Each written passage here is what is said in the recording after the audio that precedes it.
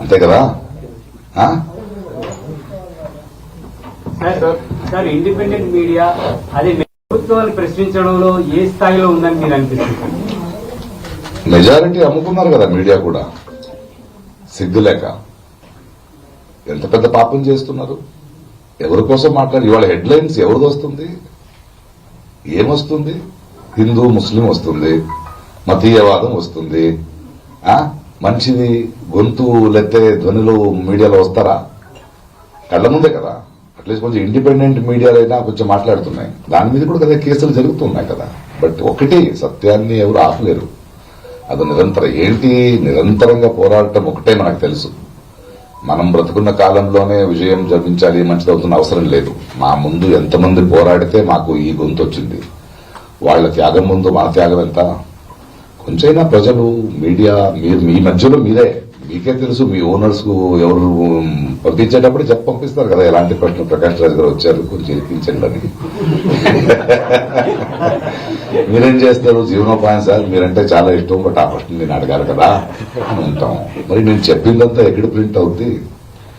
Spelling mistake తో మీరే print చేస్తారు కదా. ఇవన్నీ జరుగుతున్నాయి, జనాలకి అర్థమవుతోంది. అది నిరంతరంగా మనం ప్రశ్నించడం వల్ల, భయపడకుండా ఉండడం వల్ల, ఇలాంటి లీడర్స్ ఉండడం వల్ల, ఇలాంటి సిఐటిలు ఇలాంటి ఉండవు. రీసెంట్ గా బెంగళూరులో, కర్ణాటకలో కాంగ్రెస్ గవర్నమెంట్ 1700 acres ల్యాండ్ ని, ఒక వెరీ అగ్రికల్చరల్ ల్యాండ్ ని ఏదో కారిడార్ తీసుకోవాలంటే మనం పోరాటం చేశాం. అప్పుడు రైతు సంఘ వాళ్ళు, సిఐటి వాళ్ళు, వీళ్ళందరూ కలిస్తే గవర్నమెంట్ వెనక్కి తీసుకుని వదిలేసింది. అలాంటి పోరాటాలు మనకి చాలా స్ఫూర్తిని, చైతన్యాన్ని ఇస్తున్నాయి. అంటే ప్రశ్నించే గొంతులు ఒక్కసారి కలిస్తే పీపుల్ విల్ కమ్ అని. సార్, విశాఖ నగరంలో వేల కోట్ల రూపాయలు విలువ చేసే భూమి కట్టబెట్టుకున్నారు సార్. మంచి విధానం అంటారా సార్? మంచిది కాదు కదా, మీకు తెలుసు కదండి. ప్రకాష్ రాజ్ గారు నోటించే రావాలా అది? అంటే మీలాంటి చెప్తే కొంతమందికి చెప్పాను కదా, మీరు విన్నారు, నేను నవ్వాను, అందరికి తెలుసు అన్నాను.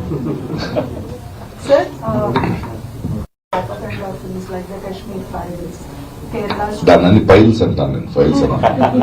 Kashmir files, Kerala story, and now the Durandar. So, what do you think about this kind of propaganda? Think ఏంటంటే, మేము మీడియా అనుకున్నట్టే సినిమా ఇండస్ట్రీలో కూడా అందరూ అమ్ముకున్నారు.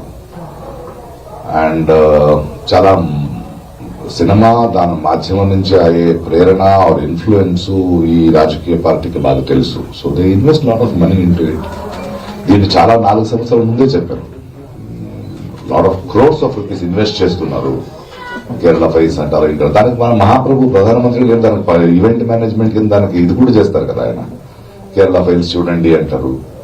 ఆయనకి సినిమాలు వెరీ స్పెసిఫిక్ క్యాంపెయినింగ్ ఉంది కదా, అందులో చెప్తారు కదా. ఇప్పుడు హిందూ ముస్లిం అదే కావాల్సింది దానికి. మీకు చాలా ఒక మనిషికి సహజంగా ఒకటి ఉంటుందండి, జెనోఫోబియా.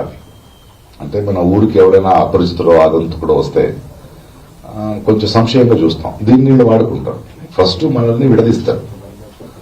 విడదీసి దానికి కావాల్సిన కార్యక్రమాన్ని క్రియేట్ చేస్తారు. దాన్ని భయంగా మార్చాలి కదా, దాన్ని ద్వేషంగా మార్చాలి కదా. దాన్ని కోము దంగలో, రేప్స్, కొట్టడము స్టార్ట్ చేసి మన మీద కొట్టుకునేలా చేస్తారు. వాళ్ళ పనులు అది చేస్తుంటారు. సో ఈ ఫిల్మ్ వస్తున్నాయనేది చాలా వాస్తవం. అండ్ నేను దేన్ని బ్యాన్ చేయని చెప్పను. Let the people see. Ban చేయడం ఏముంది, పీపుల్ చూడటం. మనం చూస్తున్న వాళ్ళు అర్థం చేసుకోవాలి ఏం ఫీడ్ చేస్తున్నారు మన బ్రెయిన్ లో, ఏం ఫీడ్ చేస్తున్నారు వాళ్ళు. ఒక ఎక్స్ట్రాడినరీగా సినిమా తీసి ఇంపాక్ట్ఫుల్, బట్ 90% ఊరికే చూస్తున్నారు, సినిమాని చూస్తున్నారు. బట్ దాని వెనక ఒక విషం ఉంది. ఆ విషయాన్ని ఎలా వేయాలి? సో వాళ్ళు ఎందుకు ఇలా చేస్తున్నారు, వాళ్ళతో గొడవ పెట్టలేదు. ఎందుకంటే వాళ్ళు చేస్తారు. ఎందుకంటే దే వాంట్ టు సర్వైవ్.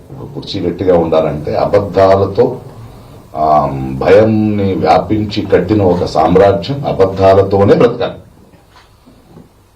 నేను మీరు ఎప్పుడు రియలైజ్ అవుతాం దాన్ని? మా పిల్లల భవిష్యత్తు గురించి మాట్లాడుతున్నారా? యువకుల గురించి మాట్లాడుతున్నారా? మనకి నిజమైన కల్చర్ గురించి మాట్లాడుతున్నారా? గుణాల గురించి మాట్లాడుతున్నారా? Are we happy as a nation? Are we earning? కొంచెం మనకి ఎలా అంటే, ఈ కప్పు ఉంది కదా, ఆ కప్పుని ఒక చిన్న వెజల్లో వేస్తే కోల్డ్ వాటర్ ఉంటుంది.